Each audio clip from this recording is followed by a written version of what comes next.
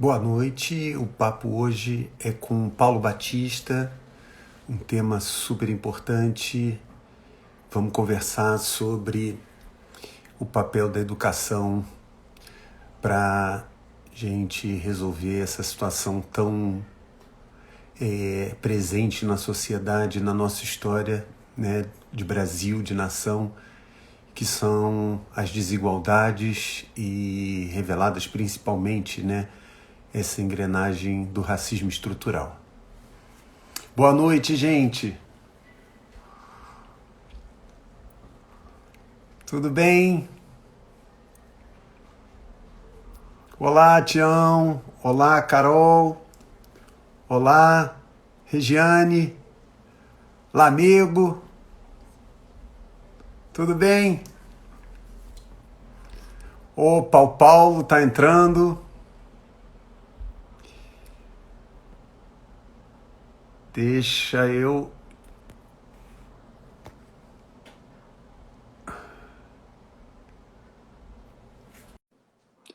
Bem, acabei de chamar o Paulo. Vamos ver se vai dar tudo certo. Opa! Olá, Tudo bem, Paulo? tudo jóia, Renato? Tudo maravilhoso. Olha, obrigado aí por ter aceito o convite para a gente bater esse papo tão relevante.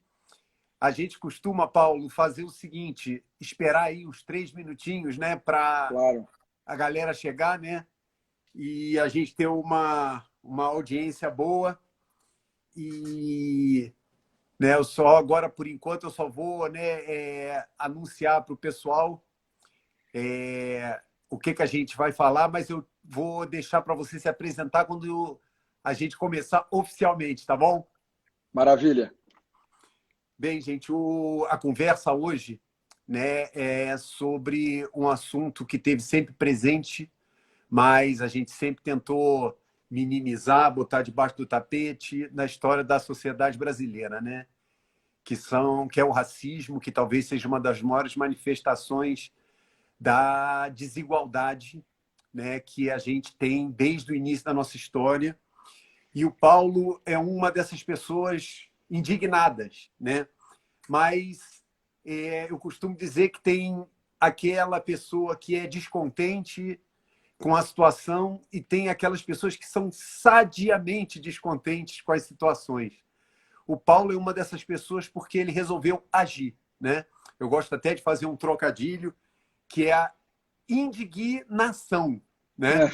Boa. É transformar o incômodo em um instrumento de transformação. Então, a gente tem uma história muito legal para conversar hoje, que é a trajetória do próprio Paulo, as crenças dele e o que ele tem feito nessa direção, né? Da gente conseguir minimizar ou mitigar, né, essa situação de desigualdade no Brasil que é estrutural, né? E são várias ações que precisam ser feitas e, com certeza, o Paulo está dando a sua contribuição enorme porque é através de um dos elementos mais importantes, né? Que é a educação. E é sobre isso que a gente vai conversar, tá? Só vou esperar aí mais 1 ou 2 minutinhos o pessoal chegar. Tá Como é que ótimo. você está, Paulo? O dia foi muito agitado? Ah, sempre, né? Assim que é bom. A gente está com projetos grandes aí começando, então estamos animados. Acho que vamos ter um impacto cada vez maior. Oba! Vocês vão entender, né, o que o Paulo está falando, porque vai ser um mix, né, da trajetória dele e da iniciativa, né, ou das iniciativas que ele tem tomado, principalmente através do Instituto Alicerce, do Alicerce Educação, que ele vai contar para a gente aqui. Tá bom? Uhum. Beleza. Bem, Paulo, eu acho que a gente já pode ir começando, Tá né, bom. para, inclusive, prestigiar o pessoal que entrou, né, na hora. O pano de fundo, todo mundo sabe, eu já, né, de uma certa forma, revelei para quem chegou antes. Nós estamos aí, né, quase que diariamente, né, assistindo algo que sempre aconteceu na sociedade brasileira, mas que agora com as redes sociais, com a comunicação universalizada, tá esse incômodo, né? Tá entrando nas nossas casas e não dá mais para a gente se omitir, ignorar ou minimizar a situação, especialmente do racismo, mas que ele é mais uma das explicações, né, das desigualdades sociais no Brasil. E aí, Paulo, eu queria que você se apresentasse dentro desse contexto, né? Claro. Com quem que a gente está conversando e por que a gente vai falar sobre isso? Bom, Renato, primeiro, obrigado pelo convite. Então, eu sou o Paulo, eu sou fundador do Alicerce, e esse tema, ele realmente ele está muito próximo do coração para mim, né? E o racismo estrutural, para mim, ele é estrutural por causa da desigualdade na educação, que é algo que sempre existiu, né? E a gente pode falar um pouquinho aí sobre até a origem histórica disso, se você achar que é interessante. Por Mas favor. o Alicerce é um modelo inovador de educação que atua no contraturno, né? Para ser uma educação complementar à educação escolar, e com isso dá o desenvolvimento acelerado para jovens e agora até adultos também no Brasil, né? E o que a gente descobriu é que você trazendo uma mentalidade e um posicionamento de altas expectativas e trabalhando de forma integral o indivíduo, né, você consegue ter resultados acadêmicos muito acelerados, né? E aí, eu acho que sem dúvida a gente tem que debater aqui um pouquinho hoje a tragédia da educação no Brasil e a tragédia do racismo estrutural ligado à educação. Mas hoje eu vejo muito, né, esse é o tom de otimismo que eu dou, da oportunidade da transformação do Brasil através da educação. Porque o Brasil, além de ser estruturalmente racista, ele também é estruturalmente ignorante. Então, se um jovem preto ou pardo consegue ter uma boa educação de base, ele já está automaticamente entre os 5% mais preparados do Brasil. Não há racismo que vai conseguir segurar ele, né? O Brasil é tão ignorante na média, né? E os dados do PISA estão aí para provar isso, né? Para você ter uma ideia, hoje só 4,3% dos nossos alunos terminam, 4,3% dos nossos alunos terminam o ensino médio no nível 4 no PISA, nível 4 de 6, né? Ou seja, se a gente coloca qualquer jovem de qualquer tipo de característica que possa sofrer preconceito, nesse patamar educacional, apesar dos tetos de vidro do racismo, ele vai conseguir se desenvolver, porque ele é um talento absolutamente escasso no Brasil, né? Eu estava, por exemplo, conversando hoje com a CSN, né, que é uma empresa, uma das maiores empresas do Brasil, e eles estavam me falando, eles produzem minério de ferro. Hoje, a demanda por minério de ferro está muito alta no mundo. Eles só não conseguem vender mais porque eles não conseguem produzir mais. E eles não conseguem produzir mais porque para pilotar os equipamentos da CSN não é qualquer um. E eles não encontram gente com nível de leitura ou de raciocínio crítico para poder ser treinado. E eles que treinam para ser motorista dos equipamentos que hoje são muito tecnológicos, né, que a CSN usa. Então, assim, eles não estão olhando para a cor de pele, eles não estão olhando para gênero, eles estão pegando qualquer um. E eles hoje deixam $1 bilhão na mesa, no cálculo deles, por não encontrar mão de obra com um nível educacional mínimo. E eu, numa escala muito menor, vivi isso, né, também. Eu montei uma empresa, né, chamada Dental Crema, que foi vendida para uma multinacional, e eu vivia a mesma dor. Eu contratava... tinha 700 pessoas no centro de distribuição, né? E eu sempre gosto de contar essa história. O processo seletivo era pegar o candidato e falar, conta, né, botar 50 produtos em cima de uma mesa e falar, conta aí. Se o cara acertasse, conseguisse contar rápido que tinha 50, ele ganhava um bom emprego, com um salário CLT de R$ 1.200 por mês, um benefício, um bom emprego, né?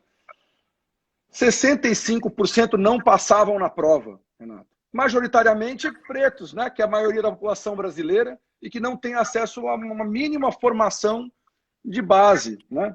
Então, para mim, a solução do racismo estrutural passa primeiro por a gente dar uma mínima estrutura educacional para todo mundo, né?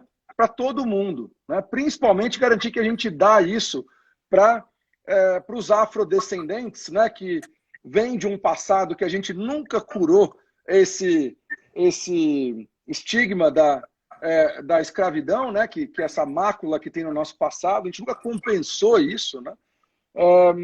E com isso a gente resolve. Então, assim, o Alicerce é um projeto para atuar nessa frente. A gente trabalha no contraturno. Tem tanto uma ação sem fins lucrativos para quem não pode pagar, com fins lucrativos para quem pode pagar. É um programa que tem resultados muito acelerados, que a Rede Cruzada já conhece. E para mim é isso. Assim, a solução para esse problema do racismo estrutural passa por a gente curar essa deficiência de acesso a uma educação de base. Muito bom. Paulo, você assim, demonstra, né, e é legal essa perspectiva, uma visão muito pragmática, né, para minimizar ou mesmo, né, eliminar essa coisa que a gente sabe que vai levar muito tempo, muitas gerações, mas você já coloca a perspectiva, né, de acelerar o desenvolvimento cognitivo, o desenvolvimento acadêmico, para facilitar o acesso ao mercado de trabalho ou a condições de vida melhores, né? Assim, contando a tua história, né?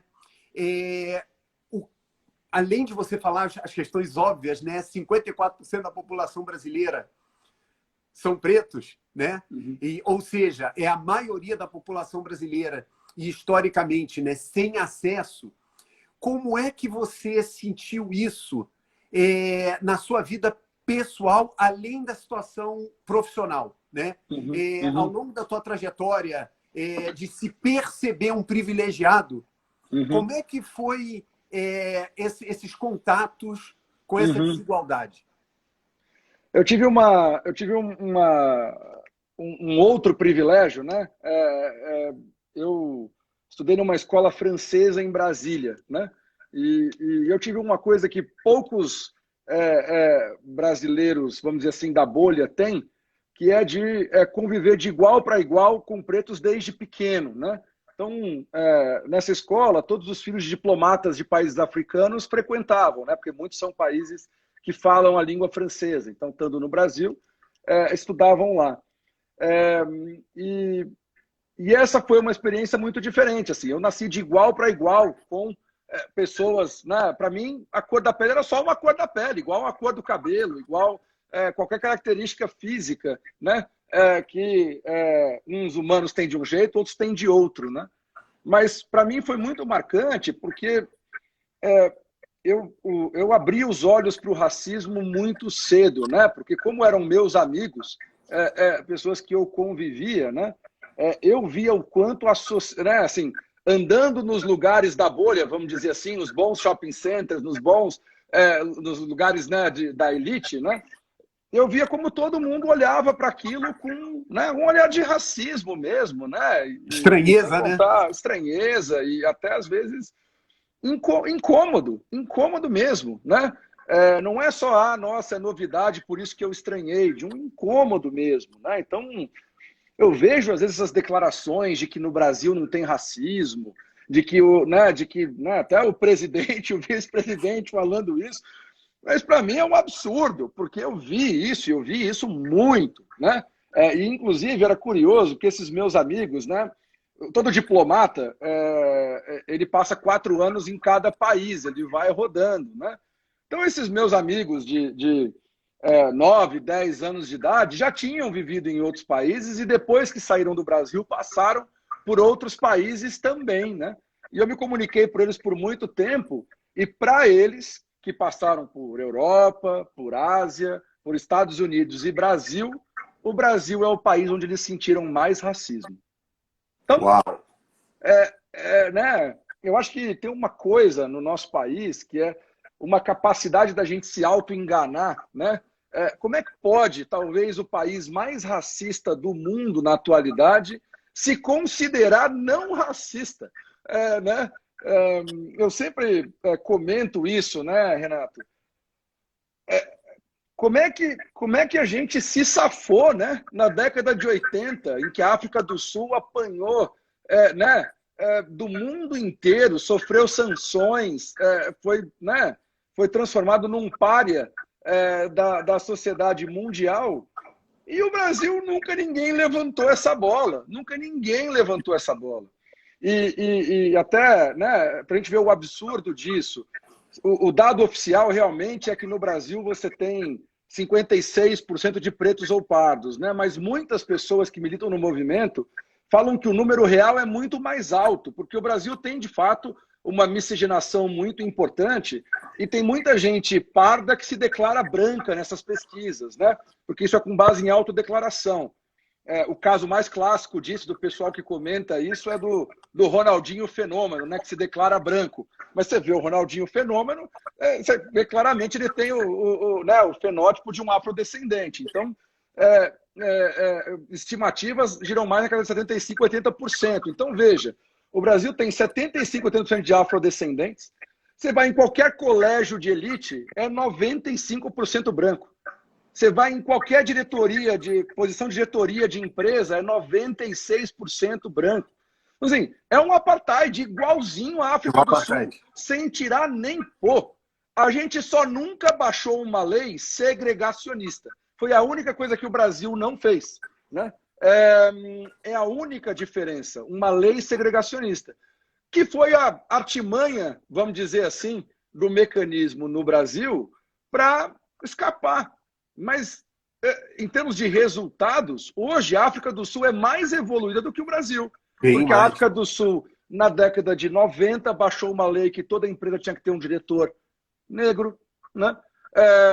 Enfim, uma série de outros mecanismos de ação afirmativa que fez o país evoluir, né? E eu acho que você está dando a explicação do racismo estrutural, né? Ele é tão estrutural no Brasil que as pessoas nem percebem, né? E particularmente nós brancos, como nós não sofremos a questão, né, da racialização do tratamento, a gente acha que estranho, né? Porque essa história de diferenciar, somos todos humanos, somos todos iguais. E o Silvio de Almeida, que aliás é colega seu, né? Ele é bacharel em Direito também, um dos maiores advogados tributaristas do Brasil e talvez uma das maiores lideranças do pensamento, né, negro no Brasil. Ele diz o seguinte, que é difícil até para nós brancos entendermos, que o preto, particularmente no Brasil, ele nasce duas vezes. Ele nasce na data oficial, né, quando ele cortou lá o cordão umbilical com a mãe dele, mas tem o segundo nascimento quando ele é apresentado a noção de raça, né? E ele diz que dificilmente um negro não lembra desse segundo nascimento, que é o primeiro dia em que ele percebe que ele é tratado de uma forma diferente porque ele não é branco, né? E é só a gente conversar, né, com pretos que a gente entende exatamente que tem dois nascimentos. É isso mesmo. E agora, qual é a esperança que dá, né? Isso foi uma coisa construída. O racismo, ele não nasce porque um nasce, como você comentou, né, com fenótipos diferentes. É uma construção cultural. E o Silvio de Almeida diz que o Brasil é onde isso foi mais bem elaborado, infelizmente, né? Um sistema de reprodução da desigualdade baseado em questões de supostas raças e etc. E para mim isso está muito ligado à estrutura do sistema educacional, né? O Brasil é um dos únicos lugares do mundo onde a gente, ao invés de segregar a escola por cor de pele, como os Estados Unidos tentou fazer por muito tempo, e uma hora isso caiu, ou a África do Sul fez por território de moradia, né? Criando bolsões onde as pessoas não podiam estar, se fossem de cor de pele preta, o Brasil fez de uma forma mais criativa, né? Criou uma instituição chamada escola particular, que é paga e é cara, né? Do D0, do status quo, só os brancos têm o dinheiro e podem pagar por ela, né? E os pretos e pardos ficam na escola pública, que cai para um nível de qualidade muito inferior, e com isso você perpetua o mecanismo de diferenciação e, inclusive, você reforça o preconceito, né? Porque ao você observar que os brancos são melhores formados do que os pretos, inconscientemente você reforça o viés, né? Não, impressionante, Paulo, isso que você está comentando é seríssimo, porque muitas pessoas são saudosistas da época em que a escola pública tinha um padrão de qualidade elevado, mas nessa época as pessoas esquecem de dizer que ainda não era universalizado. E só 40% estavam na escola. coincidentemente, quando se universalizou o acesso do ensino público à população brasileira toda, o nível caiu. Será que foi coincidência? Foi totalmente isso que aconteceu, né? E assim, e é muito engraçado porque há esses mecanismos de pressão internacional. O que aconteceu no Brasil nessa época? Uma pressão internacional muito grande pela universalização da escola. O Brasil foi um dos últimos países né, de médio nível de desenvolvimento ou desenvolvido a conseguir universalizar a educação.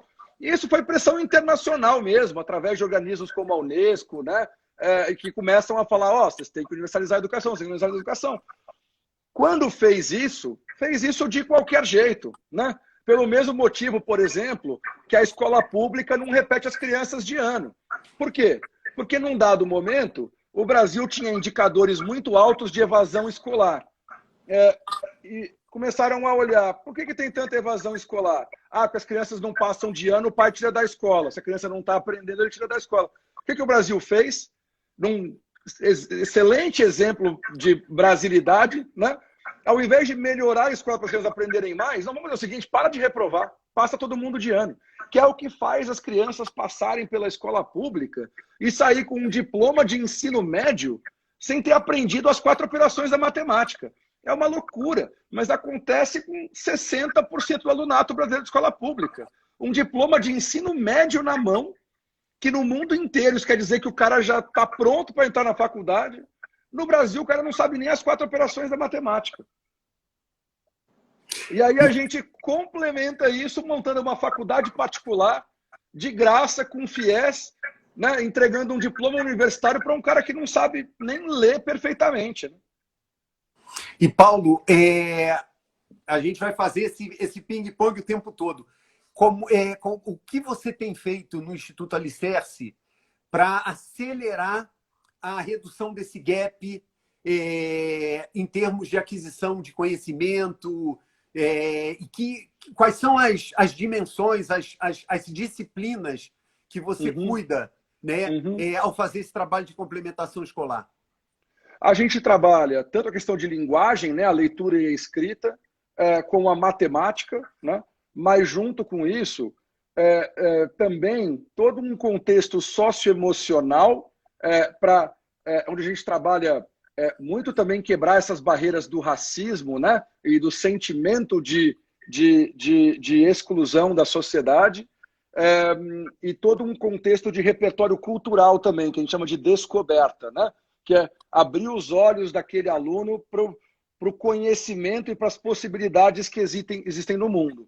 Essas 3 coisas, então, conhecimento de base, principalmente português e matemática, né, linguagem e matemática, descoberta e socioemocional, se integram para formar um novo projeto de vida para aquele jovem. Né? E ele sai do Alicerce com um projeto de vida para ele, tendo um novo sonho, né, do que ele quer e do que ele pode alcançar. E isso é transformacional. Que é o que eu falo da oportunidade de educação.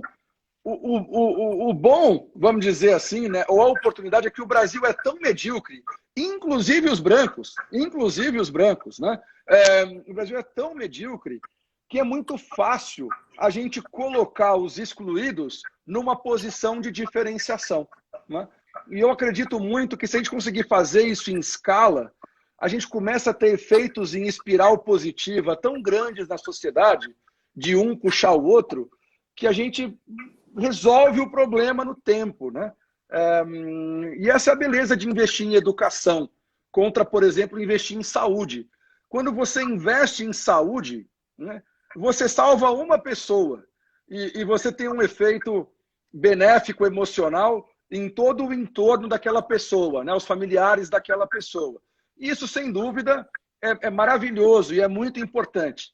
Mas quando a gente leva a educação, além desse mesmo efeito emocional na pessoa e no círculo imediato da pessoa, aquela pessoa produz mais para a sociedade. Ela impacta outras pessoas, ela faz mais da vida dela, né? Ela vai gerar empregos, ela vai ensinar outras pessoas, ela vai ter uma renda mais alta, então toda a descendência dela é beneficiada. Então, é um investimento social de maior retorno que tem a educação, sem dúvida, né? É que raramente no Brasil existiu modelos educacionais de alto impacto em pouco tempo e a um custo baixo, né? Existe no mundo, a gente trouxe isso através do Alicerce, né? Então, é isso que a gente faz essencialmente. E sem dúvida, a gente tem a educação antirracista como um dos principais elementos que a gente trabalha, porque você precisa queimar esse chip, você precisa reverter os impactos negativos desse trauma do segundo nascimento que você descreveu muito bem, né? Você precisa compensar isso, senão a pessoa não se liberta, né? Ela não se solta, né?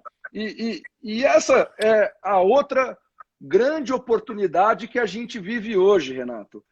Hoje em dia, ser preto ou pardo é um diferencial, porque as empresas precisam disso, né? Então, hoje em dia, quem é preto ou pardo, quem tem a cor da pele preta ou pardo, que é só uma cor de pele, igual a cor de cabelo, mas hoje tem mais oportunidade do que um branco, porque o mundo inteiro está olhando para isso. O mundo inteiro está olhando para isso. Eu participo muito do ecossistema de startups, né? Cada vez mais, os investidores em startup no mundo fazem a pergunta: quantos pretos tem na sua diretoria? A gente, graças a Deus, tem um. Quantos, né? Como é que está o seu conselho de administração? Então, hoje, o mundo vive, e isso está chegando no Brasil, né? Um incentivo muito grande através dos mecanismos do próprio capitalismo, né? E não um mecanismo arbitrário estatal, um incentivo muito grande para isso, né? E os pretos precisam descobrir isso, eles precisam entender que isso é uma carta que eles têm para usar. E que se ele se diferenciar na educação um pouco, ele vai ter muita oportunidade. Porque pretos talentosos são um recurso escasso por essa injustiça na educação. Então, eu vejo, eu sou um otimista, né? Eu vejo um otimismo para frente. Eu tenho uma tristeza e uma indignação, como você falou, muito grande com relação ao passado, mas eu tenho um otimismo com relação ao futuro muito grande, né? A Solange está aqui, inclusive, a Solange falou, lembrou agora, está começando a surgir esses programas de trainee do Magazine Luiza, né? O New Bank, agora a gente está fazendo esse programa, inclusive com o New Bank, vamos contratar 1.000 pretos para um dos melhores empregos que tem, né? Numa instituição financeira, na maior fintech do Brasil. E vai ser literalmente isso. A gente vai nos bairros do Alicerce e fala, temos aqui um emprego de R$3.000 por mês, mas só pode se for um jovem preto de 18 a 24 anos. Branco, não. Olha que legal isso. Olha que legal isso, Renato. A cor da pele vira um diferencial num processo seletivo. Quando, eventualmente, antigamente, de forma velada, era o contrário, né? Não, eu acho fantástico, porque todo problema complexo não se resolve por situações simplistas, né? E é um conjunto de iniciativas que vão ajudar isso a concorrer. E eu acho louvável essa tua visão assim absolutamente pragmática, que pode parecer para algumas pessoas até fria, né? Dura, mas é exatamente isso, né?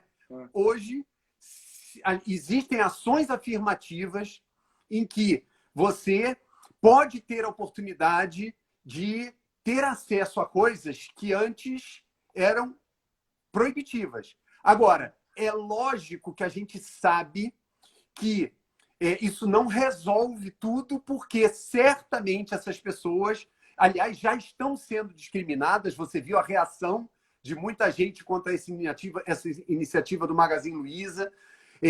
A gente sabe, né, que a própria questão do Nubank veio a partir de uma declaração absolutamente desastrosa de uma diretora, de uma sócia, né? Mas é assim que se abrem, né, as fissuras e as oportunidades para a gente mudar essa situação.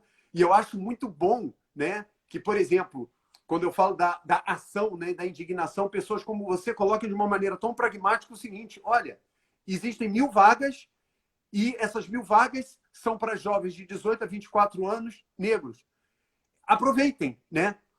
Isso resolve tudo? Não, lógico que não resolve tudo. E eu também louvo quando você fala, né, que o conteúdo programático do processo de complementação escolar que você oferece, de aceleração de crescimento, envolve repertório, né? Envolve descobertas, né, culturais para permitir, inclusive, aquela pessoa sonhar. Mas eu fiquei com uma pergunta que eu acho que muita gente deve estar na cabeça. A gente vive de modelos, de referências, de bons exemplos, né? Quem é ou quem são as pessoas que são os facilitadores, mediadores, professores desse processo de aceleração? Sim. São pessoas como a gente, brancos privilegiados? Sim. Como é que é isso? Excelente pergunta, mas eu vou te pedir licença para fazer um comentário em cima desse case do Nubank que a gente está construindo, porque é importante colocar para ficar claro o poder da transformação, né? Parte são 1.000 para esse emprego desejado, inclusive por muitos brancos que não têm acesso, só para pretos. Mas sabe qual que é a maior potência do que a gente vai fazer, Renato? Esses 1.000 pretos que a gente vai colocar lá, depois do nosso programa educacional, eles vão ser mais capacitados do que a grande maioria dos brancos que lá trabalham. Essa é a real transformação. É chegar um preto lá, não que não mereça e que só esteja lá por causa da cota, mas por mérito. Ele vai chegar lá e ele vai dar um show, ele vai arrebentar. Então, essa é a real transformação. É colocar brilhando, né? E no Brasil é relativamente fácil fazer isso, porque o branco no Brasil, na média, também é ignorante, porque a educação no Brasil ela está toda bem detonada, né? Mas respondo a sua pergunta, porque ela é muito boa. Nisso, a gente tem que fazer um outro reconhecimento a uma outra ação afirmativa muito polêmica no Brasil, que foi a lei de cotas nas universidades, né? Essa foi uma lei muito polêmica, né? O Brasil sempre teve uma outra característica muito complexa, né? De que as universidades públicas, que são sempre as melhores faculdades do Brasil, tinham majoritariamente brancos num país majoritariamente negro, né? E muito por esse fato de que os brancos estavam nas escolas particulares de elite e os pretos nas escolas públicas que foram se deteriorando, né? Pois bem, quando se criou a lei de cotas, se questionou muito isso, né? De você criar um acesso diferenciado apenas pela cor da pele ou pela descendência, que poderia levar, inclusive, a uma deterioração do nível nessas universidades.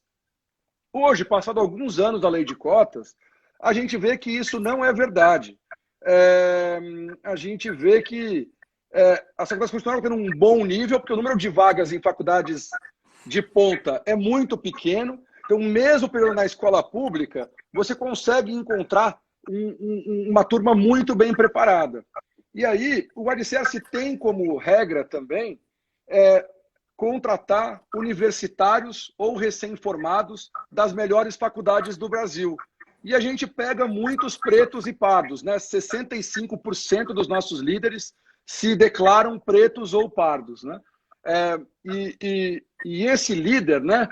Como você pediu esclarecimento, ele tem muito efeito sobre o nosso aluno, que é o que a gente chama do role model education, né? do modelo. Ele era aquele aluno ontem. Então, o nosso professor, muitas vezes, na grande maioria dos casos, também vem de uma origem humilde, também é preto ou pardo, também vem de um cenário não privilegiado, né? Então, isso não só é em si mesmo uma outra contribuição para esse impacto que a gente está querendo produzir aqui, né? Como também ajuda a ter mais efetividade na educação, porque a neurociência mostra que só existe aprendizagem onde há vínculo, né? Onde eu só aprendo com você, Renato, porque eu te admiro, porque eu crio um vínculo com você. Então, quanto mais próximos e análogos e semelhantes são professor e aluno, mais chance de criar esse vínculo, mais garantida é a aprendizagem.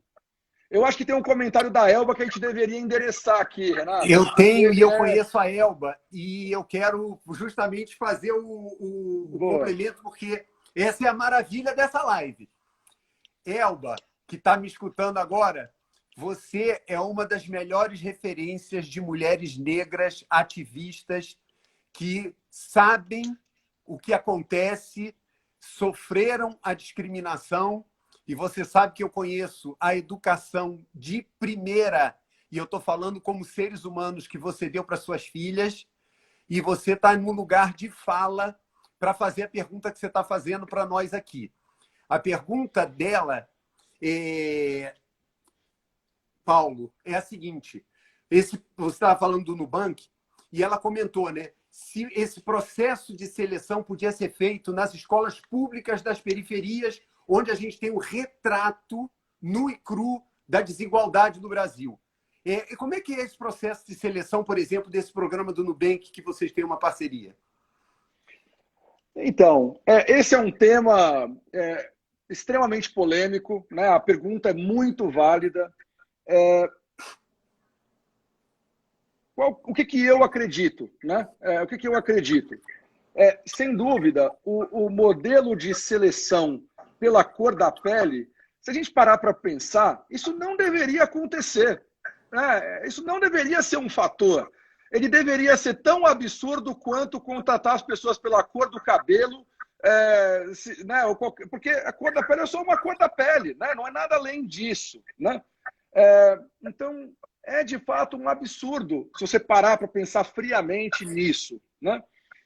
Mas você tem que colocar em contexto. E você tem aspectos práticos também que são delicados. Eu acho que existe, sim, um valor muito grande de você passar a mensagem inversa da mensagem oculta na sociedade. Essa mensagem de que a sua cor de pele preta ou parda é um diferencial para você, e não um handicap, e não um desafio. É fundamental a gente passar essa mensagem de que sim, se você tiver essa cor, e se você declarar que você tem essa cor na sua pele, você tem um diferencial. Isso é uma mensagem importante para a gente quebrar essa mentalidade e esse mecanismo oculto, né, de desfavorecimento. E talvez seja temporário, talvez seja uma coisa que a gente deva fazer pelos próximos 15, 20 anos, e depois a gente para de fazer isso. Mas hoje, na prática, tem valor. Para aquele jovem preto, como você lembrou, que teve que nascer 2 vezes e sentiu o racismo e formou essa opressão dentro de si mesmo, essa sensação de que ele não pode, de que ele não merece, de que ele não deve, de que ele não é igual, você quebrar isso é importante. Além disso, escola pública é um conceito relativo. Porque você tem escola pública, que é uma escola pública de ponta. Você tem um colégio militar, você tem um colégio Dom Pedro II no Rio de Janeiro, você tem um liceu de artes e ofícios em São Paulo, que é uma escola que dá uma educação de qualidade muito boa, né? Mas que é objetivamente pública, né? Então, esse critério da escola pública, no sentido de governamental, ela já foi provada como imperfeita também. Acaba também encontrando aquelas mesmas pessoas que conseguem ter acesso à oportunidade. Enfim, não existe modelo perfeito. Na prática hoje, um programa como o do Nubank, ele vem do fato de que as empresas hoje estão sendo chamadas à responsabilidade pelos investidores. Eu quero saber quantas pessoas de cor de pele preta você tem aí dentro. Né? E eles olham, o Brasil tem 60% de pessoas que dizem que são pretos. Por que você, empresa, tem 4%? O que está acontecendo aí? Vocês devem ter algum tipo de preconceito, né? Porque, estatisticamente, você deveria ter muito mais, né? Então, essas ações afirmativas, eu entendo o sentimento da Elba, não deveria ser um critério, mas eu acho que no contexto atual brasileiro tem que ser um critério e é louvável que seja um critério. É uma pena. O que você acha? O que então, você acha, Renato? Esse é um tema... Não, é ótimo, porque é uma pena que a gente tem as limitações dessa live, que é uma conversa entre duas pessoas. Você precisa conhecer a Elba. Primeiro, a Elba, ela fez a pergunta, né? Qual que você acha que é a minha cor? Né? A Elba, ela provavelmente, para muitas pessoas, né, como no Brasil, porque no Brasil a gente tem muito fenômeno do colorismo, né? Ela Sim. passa por uma pessoa branca. Acontece o seguinte, eu a conheço um pouco mais. E é uma pessoa que honra, inclusive, a sua ancestralidade. Ao honrar a sua ancestralidade, através, inclusive, das manifestações religiosas, das suas crenças, etc., eu percebo a negritude dela e o ativismo dela. E ela fez uma pergunta muito provocativa, exatamente porque hoje a gente tem esse mito da miscigenação racial brasileira, que foi outro elemento muito bem constituído, em que a desigualdade social ela fica, né, dispersa. Eu vejo isso no Nordeste do Brasil, né, onde a maioria dos nordestinos tem uma descendência, né, negra, mas isso fica diluído e muitas vezes sumido, e eles são absolutamente racistas com as pessoas mais escuras, né? Quer dizer, tem uma complexidade no Brasil muito grande. Eu vejo isso na minha família, que é do Maranhão, né? E aí o Brasil tem muita dificuldade de discutir e questionar essas coisas. Eu acho que a Elba, ela coloca exatamente o aspecto do seguinte: a vida dela, e ela colocou isso num parágrafo aí que eu consegui pegar, né, capturar, ela é o retrato exatamente da perpetuação da desigualdade, né? Veio de uma periferia do Grande Rio, não teve acesso a uma porção de coisa, filho de lavadeira, com operário. Agora, se você conhecer a potência dessa mulher, o que ela realizou, né, ela é exceção para confirmar a regra, infelizmente. Muito bom, quero te conhecer, Elba. Eu entendo a imperfeição do modelo, eu concordo com você, eu acho que uma das armadilhas onde o Brasil caiu é nisso, né? Como a gente nunca fez uma política segregacionista explícita, né? A gente nunca enfrentou o problema, né? E isso acabou mascarando e gerando uma zona de conforto enorme que inviabilizou uma revolta mais intensa, né? Então, eu acho que a gente tem que parar de celebrar, né, essa nossa característica, esse nosso sincretismo cultural, porque, na verdade, ele é a armadilha que prende a gente. Exatamente. Na hora que você olha friamente o número, né, você vê, por exemplo, você citou bem, né, Salvador, né, é uma população de uma ancestralidade afrodescendente predominante, né? Lá teve muita escravidão, né? Você vê as famílias ricas de lá, é todo mundo branco, branquinho, né? Assim, a miscigenação é rara na elite de Salvador. Isso é um absurdo, isso é um apartheid, isso é uma perpetuação de privilégio absurda, né? Por quê? Por causa da educação, é na educação que se trava isso, né? Então, a gente tem que quebrar isso de alguma forma. Então... Não, e outra, o que eu digo do seu pragmatismo é o seguinte: isso é uma condição necessária. As ações afirmativas, essa de forçar, né, ter, né, cota, etc. Agora, imagina o seguinte: isso não é suficiente. Por quê? É o que a Elba também está colocando aqui, né? Sou seguida até hoje no shopping. Nós, brancos, não sabemos, e o Silvio de Almeida também fala isso, o que é ir numa padaria do lado de casa e ter que levar o RG. O preto sabe o que é isso. Porque se ele não leva o RG, ele tem o risco de parar na prisão. de ser abauroado. A gente não sabe o que é isso, né? Eu nunca precisei mostrar meu RG em lugar nenhum, né? Agora, mas eu não acredito... tem um pai de uma criança preta ou de um adolescente preto que diz o seguinte: você vai na rua, meu filho, leva um documento. Cuidado. Eu não sei o que é isso. E assim, eu acredito realmente que a gente consegue mudar esse cenário, porque muito se fala, né? Isso vem até de um viés inconsciente. E esse é o problema do racismo estrutural. Esse ponto de partida, esse ponto de largada em que a gente está hoje, ele produz um viés inconsciente. Porque, estatisticamente, quando você olha na sociedade, o branco é rico, o preto é pobre. Essa é a dura realidade do ponto de partida. Isso forma um viés inconsciente de análise social inconsciente nosso, de que se eu vejo um preto, provavelmente é pobre. Se eu vejo um branco, provavelmente é rico, né? Então, eu acho que a gente começa a forçar isso e começa a colocar pessoas de cor de pele preta ou parda em posições de poder, em posições de renda, em posições de liderança, você vai quebrando esse viés inconsciente. Você quebra essa probabilidade. Você fala, não, peraí, não necessariamente. E aí você reduz o racismo. Você reduz o racismo. Porque a oportunidade que a gente tem nisso é que a gente não tem um tribalismo em torno da pele. Né? Na África do Sul, o que você tinha era um tribalismo em torno da pele. Os brancos se viam como colonizadores, né? E os pretos como os que estavam ali, os colonizados. Né? No Brasil, como ninguém é daqui, o nosso tribalismo ele é diferente. Né? Ele é muitas vezes um tribalismo, inclusive, ligado à renda e padrão de consumo. Né? Então, eu acredito fortemente que se a gente conseguir aumentar o mix de pretos em posições de liderança, e de alta renda, e é fácil, porque a elite no Brasil é muito pequena. Né? A elite no Brasil, a classe A, ela é 3, 4 da população. Se a gente conseguir botar 1% de preto ali, 25%, você já quebra a estatística do viés inconsciente. Né? Porque, não necessariamente, né?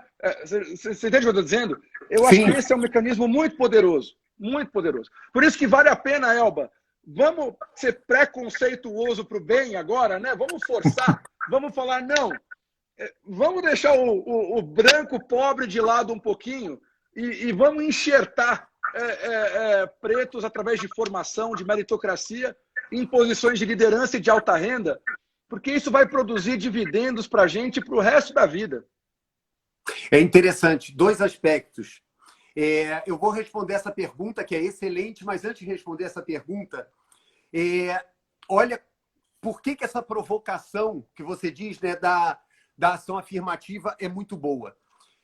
A gente gosta muito de fazer essa comparação também com os Estados Unidos, né? Mas a gente esquece que nos Estados Unidos a população negra é 15% da população no máximo. Outro cenário. Então lá não é tão perigoso, e eu vou falar uma palavra aqui delicada, não é tão perigoso ter muitos modelos, né, de pretos bem-sucedidos. Agora, quando a gente tem um país que mais da metade da população é preta, talvez não seja tão interessante assim ter tantos modelos que não só cantor, jogador de futebol e uma ou outra exceção em posições de liderança, em profissões que a gente se acostumou com a elite, etc, etc. Imaginem o potencial de transformação que tem quando crianças negras chegarem na escola e encontrarem professoras negras empoderadas, que é justamente o trabalho que a gente vem fazendo na Rede Cruzada, começando a responder, né, a pergunta que o Rodrigo está me fazendo, do percentual de pardos. Ele pergunta percentual de pardos na Rede Cruzada.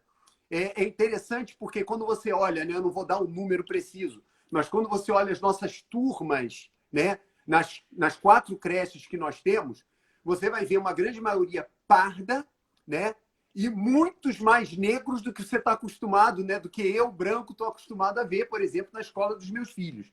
Mas chama a nossa atenção a quantidade de pardos. O chato é que essa quantidade de pardos, muito provavelmente, não tem ainda, né, eles e as suas famílias, a consciência da sua herança, né, da sua história, e isso eles vão sofrer ao longo da vida, né, da idade. O que a gente tem feito na Rede Cruzada, e particularmente a partir desse ano, é provocar reflexão das nossas educadoras, porque a maioria das nossas educadoras são negras e pardas, porque vem também das comunidades das quais a gente atende, e muitas vezes esse assunto simplesmente não existe, né? Esse assunto é negado, essa conversa não existe. Há 2 meses atrás, eu fiz uma live maravilhosa com a professora Neuza Rodrigues, que é uma especialista em educação étnico-racial. E ela fala, né? E aí é que entrou aquela minha pergunta anterior para você, Paulo. Se eu entro numa escola e todos os modelos que eu encontro nos livros, nas minhas professoras, na gestão da escola, são pessoas brancas, caramba, que referência que eu vou ter, né? Mas quando eu começo, né, a mostrar que, por exemplo, na Rede Cruzada, onde a gente tem um contingente de educadoras grande, negras, mas que precisam estar com autoestima, empoderadas, sabendo que elas são o grande agente da transformação. E não eu, que sou o gerente geral da Cruzada, branco, hétero, sênior, barbinha branca, nada disso. Quem faz a mudança acontecer, a transformação nessas crianças, são essas mulheres nas quais essas crianças vão poder se espelhar. Agora, definitivamente, a gente tem um número de crianças pardas, né, em que a gente precisa conversar, inclusive com as famílias, sobre o significado disso, como é que eu tenho a minha identidade, né? Enquanto cor, enquanto raça, porque isso é complicado. E aí eu falo isso de cadeira, né? Muitas pessoas conhecem a minha família. Eu sou o caçula de 5. Se eu mostro para vocês uma foto de nós 5, você vai falar assim, é o mesmo pai e a mesma mãe? Sim. Eu tenho uma irmã mais velha e um irmão que já morreu, infelizmente, negros. Que hoje minha irmã se considera negra, mas durante 30 anos da vida dela, ela tinha que colocar branca e não entendia o que era aquilo. Ela teve o privilégio de enfrentar uma situação educacional dentro da minha família para se reconhecer negra depois de 30 anos. E ela é minha irmã, Paulo. É confuso. Mas essas são as famílias brasileiras. Mas a gente precisa conversar sobre isso. Total. A gente pegou um grupo de líderes negros nossos, né, que a gente tem muitos, né, e eles construíram o nosso conteúdo de educação antirracista. É um grupo que chama IPLE, que é alicerce numa linguagem africana. Que fantástico. E eles criaram algo com muita legitimidade, porque eles são jovens de 24, 26 anos que sofreram isso, né? Então eles, né, criaram a educação que eles gostariam de ter tido quando eram mais jovens, né? E tem que enfrentar. E é um tabu. Os pais estranham, né? Alguns gostam, outros não. Até porque tem esse viés inconsciente também, né? Não se enxergavam, não gostam de se enxergar, né, dessa forma. Então é um tema super importante, de altíssimo retorno em termos de impacto, né? E muito feliz. Não sabia dessa tua conexão pessoal com a causa. Vamos conversar mais depois sobre isso, porque você viu isso, você deve ter visto a sua irmã passar por racismo do seu lado, né? E é o mesmo sangue, né? Eu discriminei a minha irmã. E não sabia o que eu estava fazendo. Isso é racismo estrutural. É isso. Olha isso, né? E graças a Deus eu tive tempo de resgatar isso. Pois é. Pô, e bacana você falar isso hoje e enfrentar isso e trabalhar nisso aí. Muito bacana. Sem dúvida. E assim, o que é maravilhoso é eu estar tendo a oportunidade, né, de estar na Rede Cruzada, em contato com a educação e em contato com essa realidade que a gente evita conversar, E eu quero louvar aqui, primeiro, né, Paulo, o trabalho que você faz.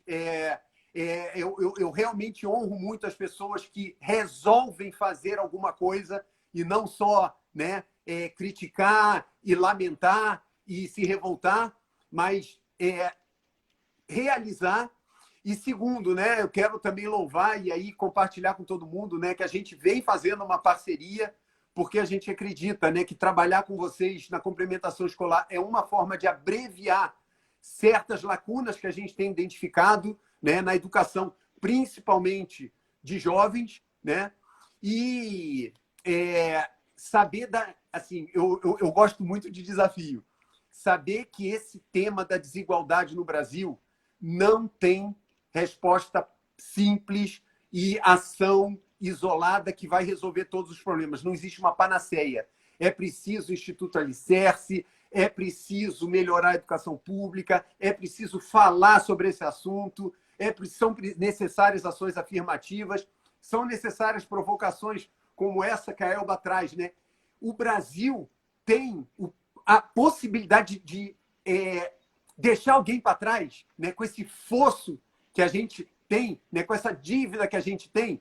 É um questionamento que a resposta também não é sim ou não, né?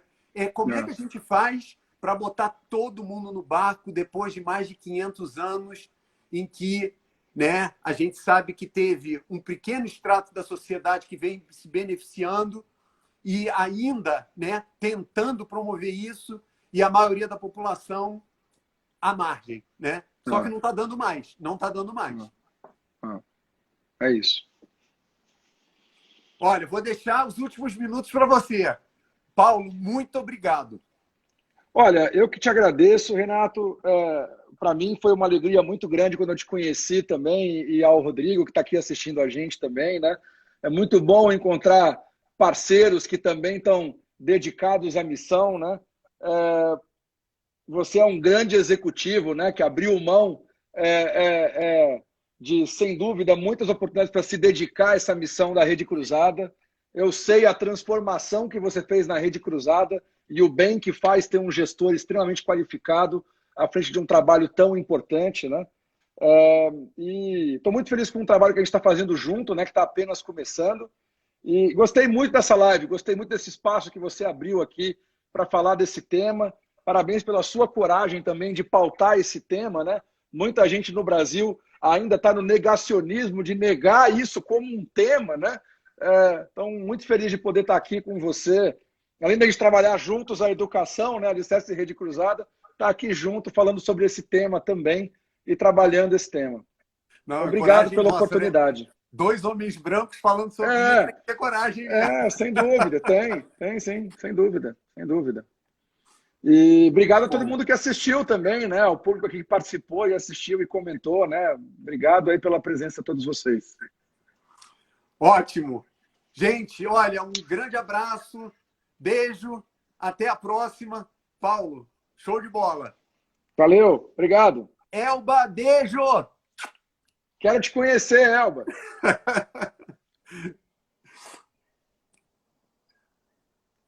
Obrigado, Rúbia. Bom te ver aqui. Ó, o Thiago aí também.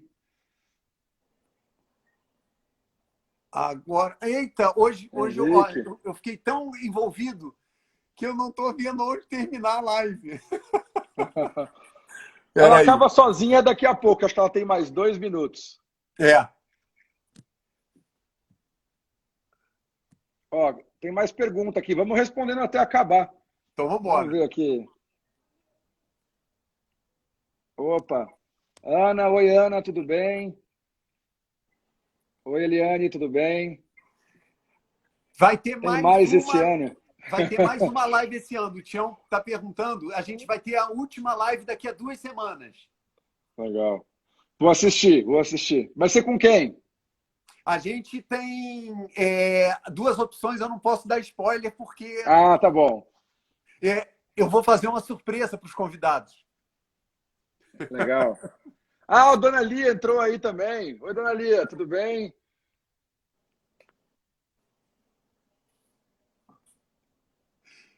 Olha, Que interessante, porque tinha um canalzinho aqui. Eu vou pelo método mais grosseiro, porque já deu mais de 1 hora. Falta Tá? mais 2 minutos, mas acho que dá para você clicar no X aqui em cima também que você encerra. Um Ah, tá abração, bom. Renato. Abraço, obrigado, gente.